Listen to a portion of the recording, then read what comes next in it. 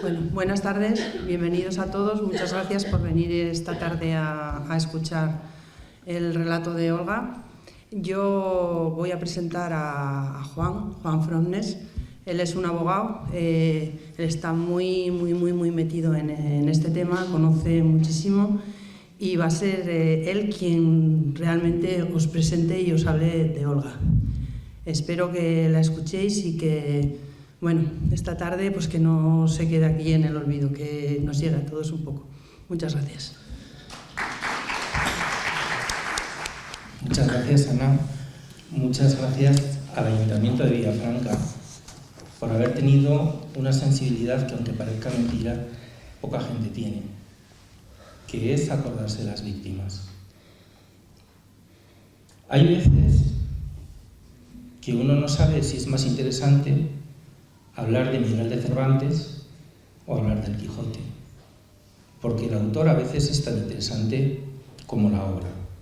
Con el caso de Olga, que tengo el honor de que es mi amiga, pasa lo contrario, porque es una mujer absolutamente excepcional, una mujer con una sensibilidad fuera de lo normal, que ha tenido que vivir una vida con una dureza que ella os lo va a contar y que siempre ha tenido una integridad y una dignidad que le define a ella y a toda la familia.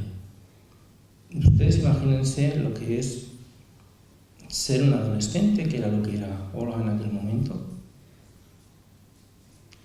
oír una explosión, no voy a hablar más, no voy a dar más que esta entrada, y de repente su padre, un hombre atlético, fuerte, determinado, debatirse entre la vida y la muerte, con los dos brazos amputados, con una pierna amputada, con el oído que entonces no se había perdido, en la calle debajo de su ventana. Para el tema de las víctimas de los heridos, el atentado no acaba ahí. Y se ha hablado mucho de las víctimas de los asesinatos de ETA, pero se ha hablado muy poco de las víctimas de los heridos de ETA. Y yo quiero agradecer muy especialmente a la gente joven que está aquí. Se ha estudiado por medio de estudios, ensayos universitarios en Navarra, el efecto que hace oír a las víctimas contar su historia. El mejor elemento para concienciarnos de qué es el bien, de qué es el mal, para remover las entrañas, para ayudarnos a ser justos, es oírles a ellos. Es oírles a ellos. Hay un dicho que a mí me gusta mucho que se dice que no se puede amar aquello que no se conoce. Tampoco te puede conmover aquello que no se conoce. Y no te puedes solidarizar con algo que no conoces. Hoy vamos a tener una oportunidad que de verdad es extraordinaria. Es oír una historia humana dura, pero verla en un guante de seda, en un guante blanco. Olga, una de las muchas cosas excepcionales que ha hecho fue escribir este libro, que es el primer libro que una víctima del terrorismo escribe desde el corazón, desde la justicia, desde el perdón, desde la inmensa admiración por su padre y en prosa poética. Qué grande poder escribir sobre algo tan duro, como un atentado tan fuerte contra tu padre en prosa. Eso es la grandeza de un alma, eso es la grandeza de un artista, que es mi amiga Olga. Así que me imagino, espero haber intentado despertar en ustedes un poquito las ganas de escucharle. Les aseguro que merece la pena y que cuando acabe esta charla, sé que hay otros actos culturales, sé que hay muchas cosas que hacer, sé que la programación es inmensa en este siglo XXI, pero estoy seguro que van a alegrarse de haber venido aquí. Muchas gracias.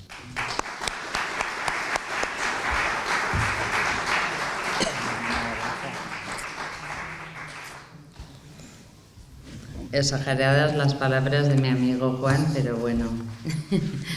Buenas tardes a todos. Mi nombre es Olga Izquierdo Monreal. Soy hija de José María Izquierdo Jiménez, teniente de la Policía Nacional, que sufrió un atentado terrorista el 7 de mayo de 1985. Va a hacer ya casi 39 años, mediante una bomba lapa en los bajos de su coche, fruto del cual perdió las 2 piernas, un brazo y serios problemas de audición. También pertenezco a ANVITE, Asociación Navarra de Víctimas del Terrorismo de ETA. Es un placer y satisfacción estar hoy con todos vosotros. Gracias a la concejala de Cultura, Ana Zirauki, por confiar en mí y brindarme la oportunidad de dar voz a las víctimas de ETA en esta maravillosa villa que combina maravillosamente el barroco con el arte urbano. Todo un espectáculo para la vista y villa que visité recientemente y cuyas gentes me hicieron sentir como en casa. Estamos ante el final de ETA, pero ¿ahora qué? Reflexionemos un momento. El final de ETA. El final de ETA se produjo oficialmente el 20 de octubre de 2011, cuando la propia organización terrorista anunció el cese de la lucha armada. Desgraciadamente, el final no ha sido así. ETA no mata, pero está en las instituciones con todas las prebendas del mundo. A los jóvenes, por suerte, no les tocó vivir los malditos años de plomo. Es manida la frase de que la juventud no sabe quién es Miguel Ángel Blanco, pero lamentablemente ha sido así. La historia de ETA fue un holocausto que duró más años que la Segunda Guerra Mundial. No podemos dar carta de naturaleza a lo ocurrido y pasar página como si no hubiese ocurrido nada. La violencia, venga de donde venga, es abominable y no hay ideología ninguna que justifique una muerte. No fue una guerra a 2 bandas como pretenden hacernos creer. Fue el sometimiento a todo un Estado de Derecho mediante el terror y la barbarie de la sinrazón de unos asesinos que ponían sus ideales políticos por este medio. Y no podemos pasar página porque se han cometido más de 800 asesinatos. Y ahora no merece la pena recordar porque las víctimas no somos cómodas. Pero si se reconoce que hay víctimas, hay que reconocer que hubo asesinos. Ni se puede maquillar la banda terrorista por grupo armado, con toda la desfachatez para los españoles de bien y sobre todo para las víctimas, como hemos escuchado en las recientes elecciones del País Vasco. A las víctimas no se nos puede pedir más. Si se llegó a una situación de normalidad, ha sido por el ejemplar comportamiento de todos los que hemos sufrido el zarpazo terrorista. Queremos hacer llegar a la sociedad el cambio que significa tener una vida por delante y verla sesgada de un día para otro. Frente al blanqueamiento, el recuerdo. Considero una asignatura pendiente que debería ser de obligado cumplimiento estudiarla en los colegios y en las universidades, porque si estudiamos historia, estudiémosla en su totalidad. ¿Y ahora qué? Ahora no podemos dejar de luchar. No podemos permitir que se homenajeen mediante ongi etorris a los asesinos y sus cómplices, como si fueran héroes. No se puede tolerar que estén en las instituciones personas con delitos de sangre ni que los lleven en sus listas electorales. Han cambiado presos por votos. No piden perdón. No ayudan a esclarecer los más de 300 casos sin resolver, ya la mayoría prescritos, con el dolor de las familias que no saben quién es el asesino de su familiar y que cobran exactamente el 50% de la indemnización que les corresponde.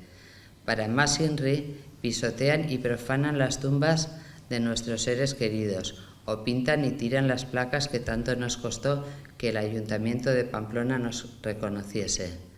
Quiero destacar también a los otros grandes olvidados, los heridos, como es el caso de mi padre, los extorsionados, los secuestrados y los exiliados. No tenemos recuerdos ni homenajes, porque aunque no los perdimos, es un dolor que tenemos que llevar cada día. Y no es fácil, créanme, no es nada fácil. La herida no termina de cerrar nunca. ¿Podemos permitirnos esto? Creo que la respuesta es obvia. Estamos ante una deriva de valores que proviene fundamentalmente desde la educación. Todos nos llevamos las manos a la cabeza cuando ocurren casos como el de Diana Quer, como es lógico, pero nadie quiere o que no quiere recordar los asesinatos de ETA, porque no es cómodo. Mientras unos celebran, nosotros somos víctimas a tiempo completo. Todo ello conlleva a un caos muy profundo. Las víctimas nos sentimos humilladas, pisoteadas, mancilladas y sobre todo olvidadas. Nosotros no nos hemos movido un ápice en nuestra postura, ni en nuestras reivindicaciones. Ha sido el Partido Socialista el que ha traicionado a España y a las víctimas del terrorismo como bellacos. Antes portaban el féretro de sus compañeros asesinados, hoy comparten banquillo. Estamos ante una sociedad acomodaticia y dormida, lo que lleva a pensar que es una sociedad que agoniza. Necesitamos el cariño de la sociedad y saber que no estamos solos. Vuestro cariño es nuestro apoyo. Nos quitaron a nuestros seres queridos, nos dejaron solo, pero lo que no han logrado quitarnos es la dignidad. No dejéis que lo hagan con vosotros también. Ahora pasaré a relatar mi relato como víctima. En cualquier momento me podéis interrumpir y estaré encantada de intentar contestar a vuestras preguntas.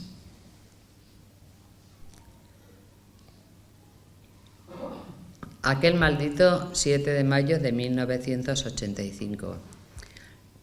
El día 7 de mayo de 1985, mi padre se disponía a ir a su trabajo como todos los días. Era teniente de la Policía Nacional y estaba a cargo del servicio de radiopatrullas. Era policía de vocación. Siempre decía que no había nada más bonito que el servicio al ciudadano. Se preocupaba aun cuando no le tocaba trabajar. Un día lluvioso, casi nevando, era muy inusual en aquella época. Mi hermana, 5 años menor, había marchado a Palma de Mallorca junto a sus compañeros del Colegio Fernando Remacha con motivo de su viaje de estudios de octavo de GB. Eran las 8 menos 10 de la mañana. Yo estaba cursando estudios de COU en el Instituto La Granja. Era la suficiencia, digamos, lo que había que recuperar. Yo estaba en casa junto a mi madre, porque no tenía nada que recuperar. Mi madre, como cada día, estaba en la ventana y le echaba un beso de despedida. Entró en el coche y al desplazarse y meterla a marcha, explosionó la bomba lapa que le habían colocado debajo de su coche, lanzándolo a la calzada. Una imagen que jamás podremos borrar de nuestra retina.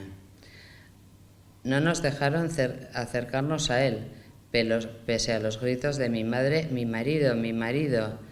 Vivíamos en la calle Monasterio Citero, muy próximo a Monasterio de Irache, donde está la policía municipal, que fueron los primeros en acercarse, junto a los vecinos del barrio. Un sargento de la policía municipal, señor Soberón, hoy fallecido, y al que el Ayuntamiento de Pamplona, con Herri Batasuna en él, le negó una medalla al mérito policial porque era parte de su trabajo. Pidió a unos vecinos unos cinturones para hacerle unos torniquetes. Sin su extrema rapidez y eficacia, mi padre hoy en día no estaría vivo. Enseguida llegaron sus compañeros de Policía Nacional y ellos mismos, en un coche Z, le llevaron al Hospital de Navarra, con extrema rapidez, donde permaneció hospitalizado durante casi 7 meses, y al cual estaremos también eternamente agradecidos. Llegó totalmente consciente, cosa que resulta inexplicable. La operación duró mucho tiempo y ya temíamos lo peor. Mi madre y yo sufrimos el primer impacto, pero mi hermana Susana no lo pasó mejor. Había que llamarle para que volviera, a ver cómo le dábamos la noticia. Yo no me atrevía porque se me iba a notar. Un tío nuestro, que era como si fuera un abuelo joven para nosotras, contactó con los profesores y le explicó que había tenido un accidente. La montaron en avión en Palma de Mallorca con tan solo 14 años, cosa inexplicable hoy en día, sola con dirección a Barcelona. donde le esperaban unos primos de mi madre. Se enteró en el avión y el viaje fue espantoso. Cuando todavía estábamos en casa, pasaron los primeros vecinos de Rellano en pijama. Por la proximidad, vivíamos en un primer piso. La segunda persona que apareció fue una vecina del cuarto piso, al momento, con un termo de manzanilla, quien resultó ser la mujer del chivato que pasó al comando Nafarroa todos los movimientos de mi padre, Guillermo Arbeloa, a quien mi madre daba todas las tardes las llaves de su casa y les daba de merendar. Vivir para ver. Llegó a una sala Susana que nos habían habilitado y Blanca fue directa a mí y me preguntó si el papá había muerto. Le dije la verdad y ahí se abrazó a mí y a mi madre y se puso a llorar desconsolada. Las horas se nos hicieron eternas. Por fin salió el equipo que lo intervino y nos dijo el pronóstico. 2 piernas y un brazo amputados y serios problemas de audición. Queríamos verlo, pero tuvimos que esperar. Llegó el momento. Mediante un telefonillo queríamos hablar con él, pero no nos oía, más bien leía nuestros labios. Nos dijeron que quizás no era consciente de la amputación porque las personas que sufren este tipo de traumatismos sienten lo que se denomina el miembro fantasma, porque lo sienten como si lo tuvieran. Aún a día de hoy tiene calambres en las piernas y dice que le pica el pie. Él mismo se destapó la sábana y ahí ya nos dimos cuenta de que era plenamente consciente. Mientras tanto, tuve que ir con un compañero suyo, policía, a casa porque no encontraban el arma reglamentaria. Le dije que jamás iba con ella y fuimos a casa y la encontré en su mesilla.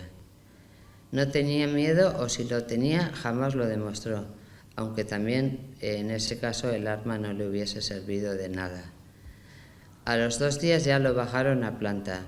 Mi madre pasaba día y noche con él. Mi hermana estaba a ratos y yo pasaba la mañana con ellos, iba a comer a casa de unos tíos y volvía hasta la noche. Un día me perdí. No sé a día de hoy todavía cómo, pero no se enteró nadie. Días después tuve que ir al instituto a recoger los libros. Mi tío me llevó en coche. Subí los 3 pisos que llevan hasta un aula y nadie, absoluta nadie, me saludó, excepto unos punkis que iban a su bola, pero jamás se metían con nadie, que fueron los únicos que me dieron un abrazo, me bajaron los libros hasta el coche de mi tío. Me sentí fatal. Hasta hace 4 días todo el mundo me hablaba. Era incomprensible. Te sientes completamente desamparado, muy difícil de comprender, pero luego, claro, había que volver al hospital y poner buena cara. Pasados muchísimos años, alguna persona me pidió perdón, pero para mí ya era demasiado tarde. A mis amigos de siempre no los perdí y a día de hoy me siento una mujer muy afortunada por la gente que tengo a mi alrededor. Desde el minuto 1 mi padre rechazó ayuda psicológica alguna. Jamás tomó ninguna pastilla. Era alucinante. Los demás tampoco. No teníamos tiempo para pensar. Había que tirar para adelante. A pocos días del atentado le entrevistó Gonzalo Sola, un periodista de Diario de Navarra, y le comentó que tenía que recuperarse para ser útil a la familia y a la sociedad. Pero más tarde se percató de que era imposible. Estaba muy limitado. Entrevistado para Relatos de Promo, dijo que necesitaba ayuda para lo más elemental de su vida y que lamentaba que mi madre no estuviese con mi hermana y conmigo cuando lo necesitábamos porque lo tenía que ayudar a él y se sentía mal. Desafiando a la ciencia, consiguió andar en casa con un solo brazo y con unas prótesis que pesaban 7 kilos cada una de ellas. Era terrible, pero tenía un tesón tremendo. Ya hace años que las dejó porque era muy duro aguantarlas y cuando estaba sentado se le clavaban, causándole grandes heridas, y ya solo por estética no merecía la pena. Los perdonó públicamente, está grabado en televisión, y de corazón. Yo no soy capaz. No le llego a la suela de los zapatos que no calza. No tengo esa grandeza de espíritu. Olvidar, miren, no puedo, porque lo veo cada día. Pero perdonar, no tengo la grandeza que tiene él. Hace falta ser muy valiente, pero muy valiente. A mi padre no atentaron contra él por ser de izquierdas, de centro o de derechas, sino por el uniforme que ostentaba. No lo van a hacer ni yo me sentiría a hablar con ellos. Dijo que a él le había tocado y que teníamos dos opciones: o amargarnos la vida para el resto o tirar para adelante. Nos educó en el no odio y en el no guardar rencor, y así lo hemos hecho. Hemos llevado una vida, digamos, normalizada, también agradeciendo la figura de nuestra madre. No he vivido con odio ni con rencor. Así lo hemos transmitido tanto mi hermana como yo a nuestros hijos, cosa que me satisface, aunque jamás seremos los mismos. Tuve que escuchar también el algo habrá hecho. A día de hoy también recibo asquerosos mensajes por las redes, pero ya no importa. Jamás cegaré en el empeño de luchar por los derechos y el honor de las víctimas. Pese a quien le pese, voy de frente, no con capucha y tiro en la nuca. Tenemos sentencia firme. Fue el comando Nafarroa con Mercedes Galdós a la cabeza, con más de 18 asesinatos a sus espaldas, y que no cumplió ni un año por asesinato, saliendo de la Audiencia Nacional como una heroína, mientras los demás intentábamos masticar. Sin el tesón, el coraje y la valentía de mi padre, nuestra vida hubiese sido un auténtico desastre.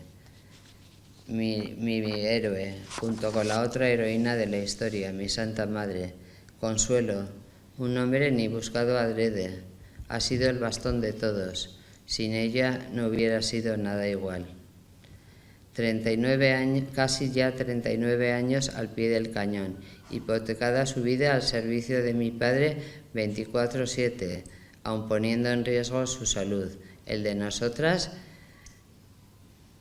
y siempre pendiente de nosotras y de los nietos, siempre con una sonrisa. Son únicos y estoy profundamente orgullosa de ellos.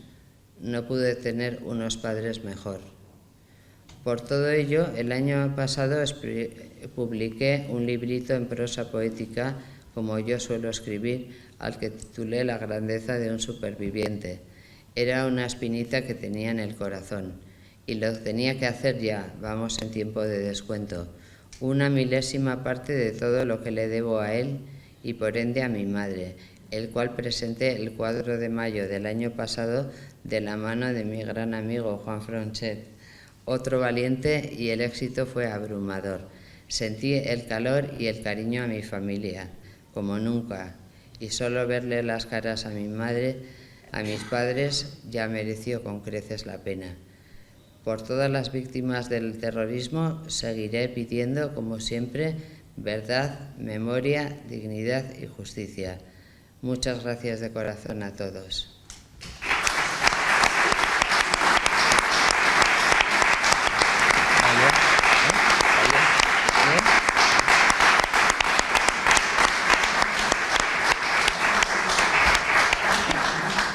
Si tienen que hacer alguna pregunta, estaré encantada. Mi padre los perdonó de corazón y a día de hoy sigue diciendo lo mismo. Yo no soy capaz y has contestado muy bien los motivos por el cual no podemos perdonar. Porque no se puede perdonar a quien no quiere ser perdonado. Y luego es que como no ha habido ningún resarcimiento, ninguna colaboración por su parte, ni nada por el estilo, pues no lo perdono, porque para mí sería negar a mi padre. Yo no tengo la grandeza de espíritu de él. Él pues estaba muy bien, como ha comentado Juan, era policía vocacional total, y fue pues un blanco muy fácil, porque el chivato lo teníamos en casa. Pero bueno, pues fue muy consciente desde el minuto, vinimos a casa. También tengo que decir que tuvo el último mes, digamos, como lo que se conoce el síndrome de Estocolmo. Allí tenía las enfermeras, todo muy controlado y tal. Entonces le tuvimos que empezar a engañar porque ya no había nada que hacer. O sea, ya las heridas cicatrizaron, tal. Sí que tenía que ir luego a rehabilitación, pero ya no tenía sentido estar ahí. Tuvimos que comprar una casa nueva, habilitarla, y bueno, pues le fuimos sacando los fines de semana y ya accedió, pero claro, ahí se vio más limitado. Sí, tenía todas las comodidades, pero claro, ya no hay médicos, ya no hay tal. Entonces vino la dureza del día a día, pero un día sí que dijo, no, yo no nos podemos estar como otros, ha sido una puñeta, me ha tocado y no vale ya cabrearse ni hacer mala leche ni nada, porque o sea, voy a vivir yo amargado y os voy a amargar la vida a todos. Entonces, como sea, tenemos que echar para adelante, y por favor, a las personas que no os favorecen, pues nada, pero que tenemos que echar para adelante, que tenéis una vida por delante y venga, lo mejor que podemos hacer es estar más unidos que nunca. Nos dijo que a pesar de todo, porque eran unos años horribles, que había aquel año además fue sangrientísimo. Fueron unos años sangrientísimos, pero ese 85 fue realmente de los peores, porque un día sí, otro no. A lo viejo no se podía subir, porque había pelotazos todos los días, bueno, en fin. Y nos fuimos acostumbrando. Sí, al principio nos costaba mucho salir, pero él es el más fuerte a día de hoy, es el más fuerte psicológicamente de todos. Aun cuando yo voy, por ejemplo, y le comento una noticia que podemos ver estos días que hierve la sangre, él calma. Yo voy los domingos a hablar con él, a estar con él, pero a estar los dos solos. Y de verdad, la que salgo reforzada soy yo. Entonces, es increíble, y pues es que le debo todo, porque ya te digo que no hubiéramos sido los mismos, ni nos hubiéramos casado, ni no hubiéramos tenido hijos, ni hubiéramos llevado la vida con la normalidad. Ahora él es tremendamente digno y tremendamente humilde. O sea, jamás ha salido, no le gusta salir en ningún sitio. Las poquitas veces que ha salido, pues porque le han cogido y cuando mi libro, pero nada más. La verdad es que es psicológicamente una pasada. Gracias. Pues la verdad es que se siente mucha rabia. Mucha rabia, porque yo, desde luego, les he dicho desde el principio que odio la violencia, venga de donde venga, porque en todas las violencias salimos todos perjudicados, pero desde luego, pues la actual situación es terrible. Estamos más olvidados que nunca, y luego se retrotraen al franquismo, que esa es otra historia, pero hubo dos bandos, aquí no hubo dos bandos.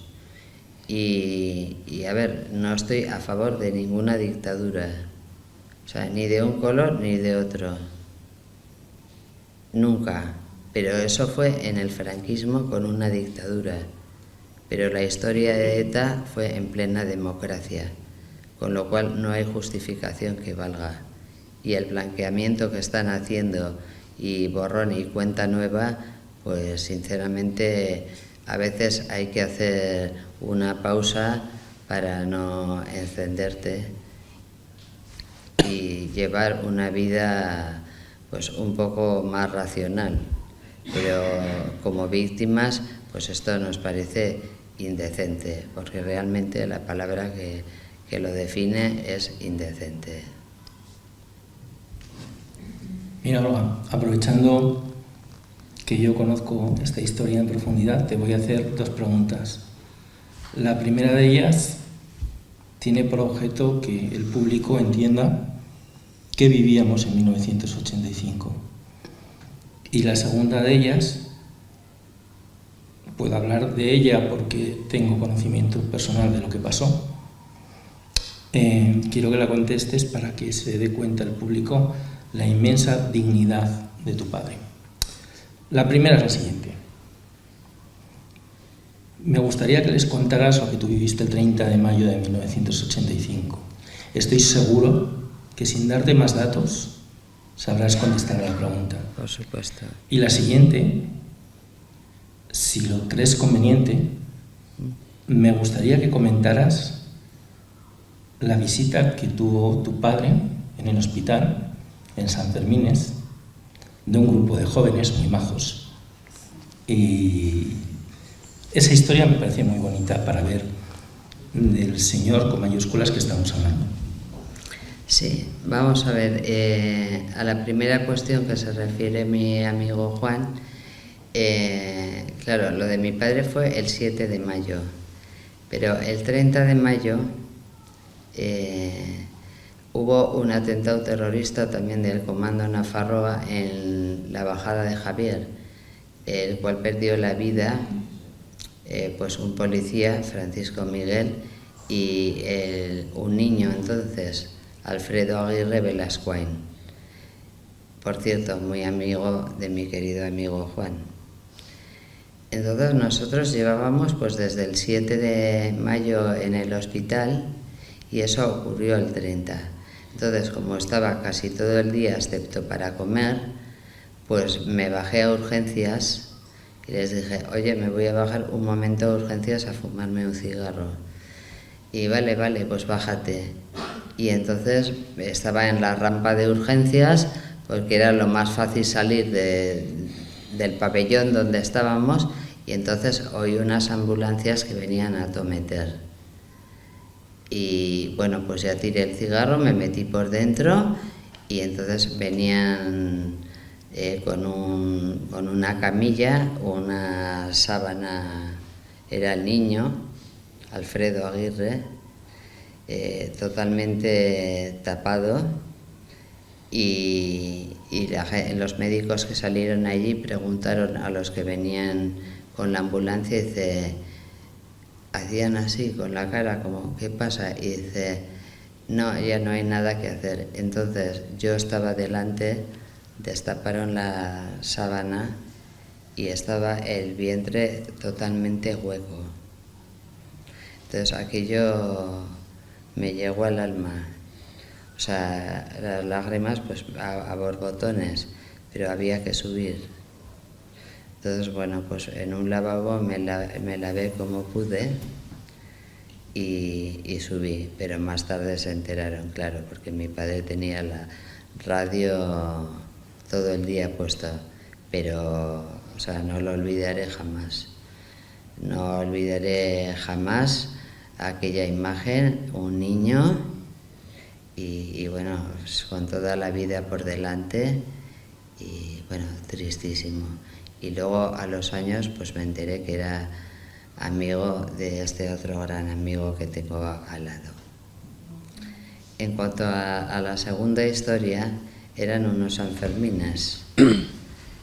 Entonces siempre mi padre tenía que tener encima escolta en la habitación, que yo me llevaba, es que me daban mucha pena porque los pobres ahí todo el día encima, y bueno, si venía alguna visita que no era inesperada, pues tocaban la puerta y salía yo o mi madre, principalmente yo, porque mi madre es que no se despegaba ni día ni noche.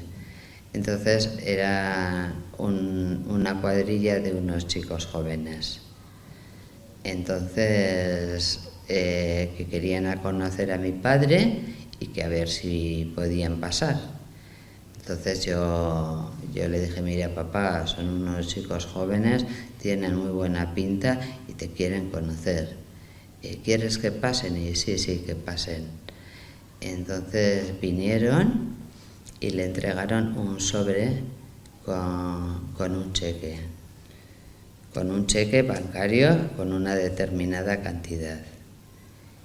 Y claro, eran unos críos, pero con toda su buena voluntad, que aquello nos llegó al alma, pero al alma.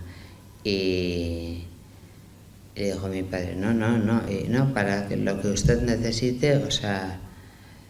Y mi padre les dijo que jamás cogería eso, pero que si ellos tanto insistieron y eran tan majos, les dijo, bueno, lo voy a coger con una condición, para donarlo al cuerpo, a los huérfanos del cuerpo de la Policía Nacional.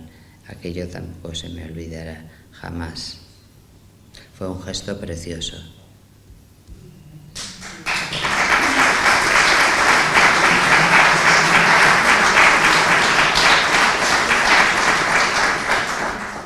Que sí, que estamos más acostumbrados socialmente a que esto lo hagan los hombres, pero bueno, ya es hora que se nos oiga. Desde luego el ejemplo más claro de mujeres valientes pues está en mi madre, no porque sea mi madre, hay otras también, hay otras muchísimas que a las cuales admiro profundamente. Por ejemplo, a Carmen Pérez, ya fallecida, una gran mujer, excepcional. Carmen Pérez era la mujer de Bonifacio Martín, uno de los dos policías nacionales que perdieron la vida en Sangüesa cuando iban a hacer el DNI. Entonces, bueno, pues Carmen era una mujer majísima, estupenda. Junto con otros, pues se reunían con mis padres, sobre todo en el barrio, porque mi padre tiene más problemas de movilidad, y quedaban bastante para tomarse un café, un chocolate que les gustaba, y la verdad es que, pues muy bien, pero a raíz de aquello Carmen entró en una depresión tremenda que no hubo forma de ir hacia adelante. No hubo forma y luego pues indirectamente yo creo que la vida pasa factura, esto pasa una factura muy grande y luego yo no sé si es que, a ver, si por eso cogió un cáncer, pero yo creo que fue un desencadenante, porque desde la depresión luego cogió un cáncer y ya falleció y allí fue el acabose. Y si alguien, de verdad, todos me merecen muchísimo respeto, pero Carmen era una mujer maravillosa, maravillosa. Yo solo he salido a defender, lo del librito era una espina que tenía hace muchos años pendiente, era la milésima cosa que podía hacer como reconocimiento a mi padre y por ende a mi madre. Luego en prosa poética, ¿por qué? Porque a mí me es más sencillo escribir en prosa poética o en verso. No me había atrevido, pero bueno, pues no quería tampoco apoyarme en nadie, pues podía haber pedido ayuda para la publicación o tal, pero pensé que si iba a ser algo mío, que fuese del todo mío, o sea, sin contar con ningún apoyo ni económico ni de ningún tipo, excepto la presentación y la respuesta al primer mail que escribí a Juan diciéndole si merecía la pena. La respuesta fue inmediata, que merecía la pena, que era un acto valiente y además eso, que ninguna víctima había escrito en prosa. Entonces de ahí me lancé a la piscina, lo presenté y la verdad fue un éxito. Y bueno, no me siento valiente, me siento pues que debo dar un poco de voz a las víctimas, porque se habla muy genéricamente, pero de casa es muy fácil darle a las redes sociales me gusta o tal o comentar, pero luego, por ejemplo, a nuestras concentraciones de Ambite aparecen 4 y siempre los mismos. Entonces me hace mucha más ilusión cuando vengo y veo a cualquiera que no me conoce o me dan un abrazo en la calle, gente anónima. Ahí es cuando me siento terriblemente satisfecha. Es que es curioso, porque en la historia de las víctimas del terrorismo, quien se ha movido, quien le ha echado narices, quien ha roto las reglas, quien han sido las mujeres. No tengo más que decir 2 nombres, Cristina Cuesta o Consuelo Ordóñez. Y ya está dicho todo. Y ya está dicho todo. De Carmen Pérez, ya que quieres hacerle un homenaje, sí. Voy a completar un poco. Sí, me parece genial. Yo soy el abogado de su familia. Llevo 21 años luchando por esclarecer ese crimen, 21 años de mi vida. Y ella murió cuando el tema estaba a punto de prescribir.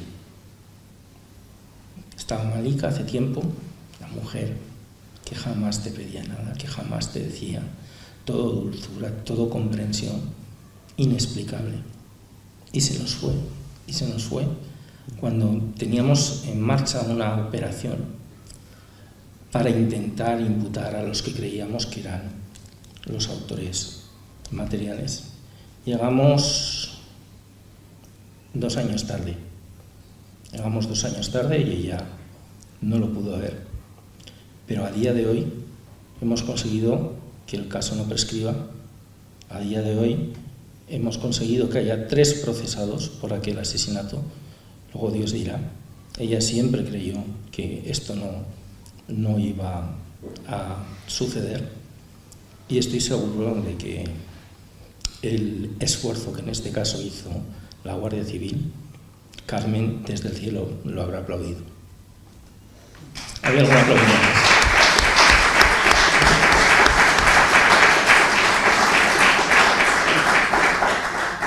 Bueno, vamos a ver, este librito yo hacía 10 años, el año pasado hacía 10 años que había hecho una edición casera que con motivo de un cumpleaños, un 20 de marzo, que nos invitó a comer por ahí, hice, digamos, una versión casera y a los postres se lo di. Nadie esperaba aquello y entonces se echaron todos a llorar. Él lo miró, lo hizo un poco así y se quedó blanco, me dio un abrazo y se fue a casa. Bueno, después de haber terminado la comida, la charla posterior de sobremesa y tal. Y luego me llamó diciendo que él no merecía esto, que no merecía la pena, o sea, que no merecía todo lo que decía yo, que él no se reconocía esos valores. Entonces luego, bueno, ya iba pasando el tiempo y yo tenía esa pena ahí, pero claro, quieres estar a todos, quieres estar con ellos, tenía que sacar a los hijos adelante. El que yo sí que me he sentido muchas veces que no he estado tan al lado de mis padres como debería, pero claro, tenía 2 hijos pequeños, tenía que trabajar y tenía que sacar a los hijos adelante. Pero bueno, ya eran 83 años el año pasado y dije, ahora o nunca. Entonces cogí y bueno, pues lo mandé a publicar. Se lo mandé a... que también hay anécdota. ¿Qué anécdota? Bueno, pues lo mandé a una editorial también recomendada por mi amigo Juan. Y bueno, pues eso se va haciendo por vía mail, ¿no? Y bueno, pues les dije que quería hacer esta historia y tal, y pues bueno, pues lo mandé, que si había que hacer correcciones, que si no. Y bueno, pues poco a poco íbamos ya avanzando. Entonces ya cuando, como no tenía corrección ortográfica, pues vale un dinero, si te tienen que hacer correcciones ortográficas, pues vale más dinero, etcétera. Vale, y al final me pidieron también una foto. Entonces a mí esta foto, que la tengo en la mesilla de mi habitación, pues me encanta. Me encanta porque es que así era mi padre, es que era guapísimo. Y sigue estando, a pesar de los años que tiene, muy guapo. Muy guapo. Y entonces les mandé esa foto. Entonces ya me mandaron como el formato ya para decidir si yo estaba conforme, y la portada y contraportada que puse yo, el prólogo y la contraportada. Y entonces, bueno, yo tuve que depositar una cantidad, pues claro, para que echaran adelante, como es lógico. Pero cuando ya di el visto bueno, pues entonces era el segundo plazo de pago. Entonces, bueno, pues les escribí que sí, que estaba todo perfecto, que lo había revisado y que adelante. Y que pues a ver lo que costaba de tiempo para que yo lo estuviese ya en mi casa. Entonces tardaron 2 días, no me contestaban, y yo decía, bueno, tampoco voy a dar la brasa porque, a ver, en una editorial no solo estoy yo, pero para mi sorpresa me contestaron que no me iban a cobrar el segundo plazo porque les había conmovido, y eso me llegó al alma, pero me llegó al alma de verdad. Y lo que les voy a decir define a la familia Izquierdo y a Olga. Prácticamente no quedan libros, no hay, se han vendido todos. Pero si alguno está interesado en leerlo, Olga ha regalado a la biblioteca de Villafranca uno de los 4 o 5 últimos que le quedan, dedicado por ella para quien le interese y lo pueda leer cuando quiera. Qué menos.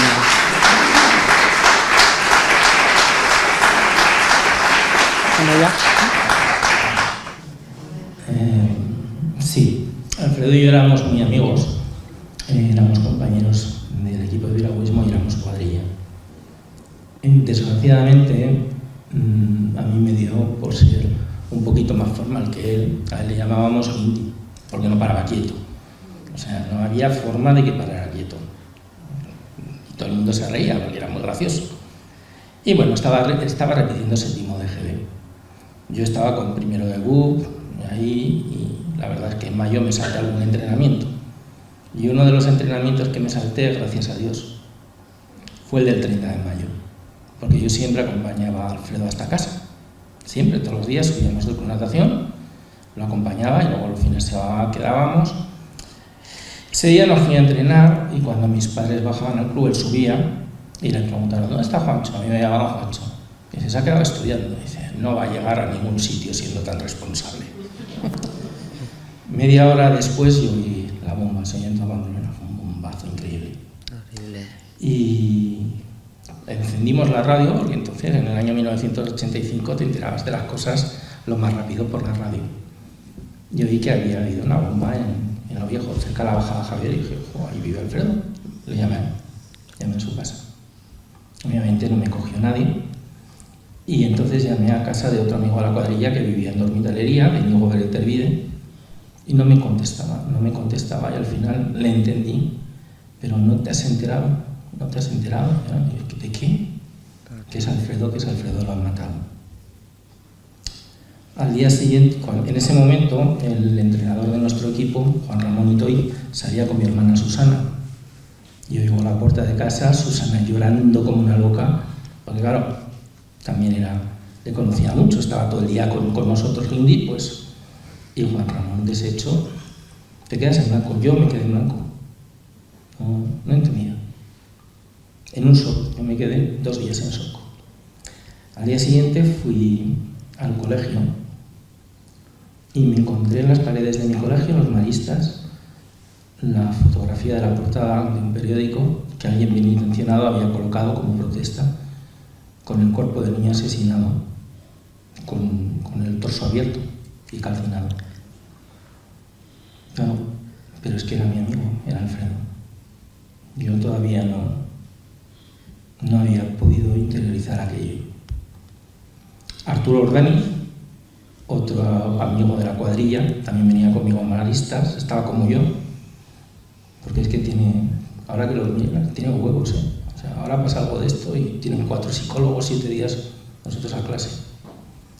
Y estando allá en clase, un profesor de matemáticas, los maristas eran muy estrictos, jamás dejaban salir de clase a nadie para nada. Y fuimos, le comentamos lo que había ocurrido al profesor López, Jesús López, y recuerdo que me dio la mano y me dijo, pueden ustedes salir. Y yo tenía 15 años. Es la primera vez que me trataron como un hombre.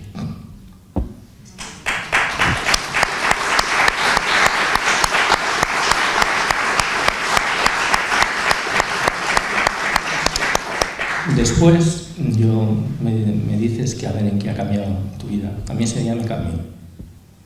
Me enfadé, cosa que hacía muy habitualmente, y decidí que aquello no iba a salir gratis. Siempre he odiado la violencia, cualquier tipo de violencia, motivos tengo. Sí. Y decidí hacer todo lo que pudiera, fuera lo que fuera, para combatir aquella injusticia.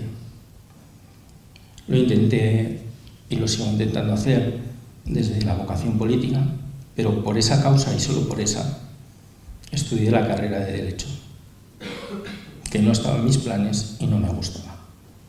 Y por esa causa y solo por esa, cuando nadie se atrevía a llevar una causa como acusación particular porque te mataban, o sea, mis amigos que llevaban los temas, el AVT, los dos estaban achicharrados, la pobre Manuela, o sea, es que era increíble, tenían más amenazas que amenazas. Por eso he llevado gratis, sin cobrar ni un duro, ni un desplazamiento, los casos de 5 víctimas del terrorismo, Paco Casanova, José Javier Mújica, Juan Carlos Beiro, Julia Levin Viz y Bonifacio Martín. En algunos de ellos sigo 20 años después y es algo de lo que siempre voy a estar orgulloso en mi vida, pase lo que pase. Por esa causa también decidí que había que hablar, decidí que había que estar con las víctimas, decidí que había que escribir. Y la verdad es que no he parado hasta ahora, ¿no? Aparte de la parte jurídica, pues también por determinadas colaboraciones, información, análisis, he tenido distintas distinciones de distintos cuerpos, también eso me ha cambiado, pero sobre todo lo más importante, yo creo que cuando uno es un ser humano sensible, yo con todo lo duro que he tenido que ser, me he pegado 14 años amenazado de muerte y escoltado. No, amenazado de muerte más, escoltado 14. Mis hijas han nacido con escoltas en el hospital. Pero lo más bonito que tiene esto es que si de verdad eres un ser humano que quiere ser un buen ser humano, intenta rodearte de buenos seres humanos. Y Dios, el destino, cada cual que lo llame como quiera, tiene un sentido del humor muy curioso. Y en medio de esta desgracia y de estos compendios de desgracias, yo he conocido a personas como Olga, que son parte de mi familia, o como Julio Vidaurre, que está aquí en la sala, a cuyo padre también asesinó ETA. Julio se había quedado ya huérfano de madre antes y al padre lo matan cuando él tiene 10 años, que son un ejemplo de vida, un ejemplo de resiliencia y un ejemplo de supervivencia, un ejemplo de personalidad. En este mundo que ahora cuando a cada uno nos pasa algo, se nos hunde el mundo, yo pienso en Olga, yo pienso en Julio y digo, esto no es nada, esto no es nada. Gracias a Dios, en este caso, le salió muy mal, matar a Alfredo.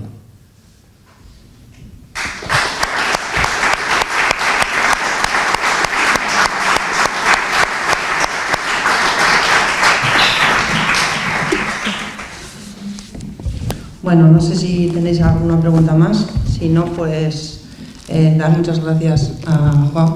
Gracias por tu compañía. Por supuesto, muchas gracias a Olga por tu relato. Y muchas gracias a vosotros por haber venido esta tarde. Gracias.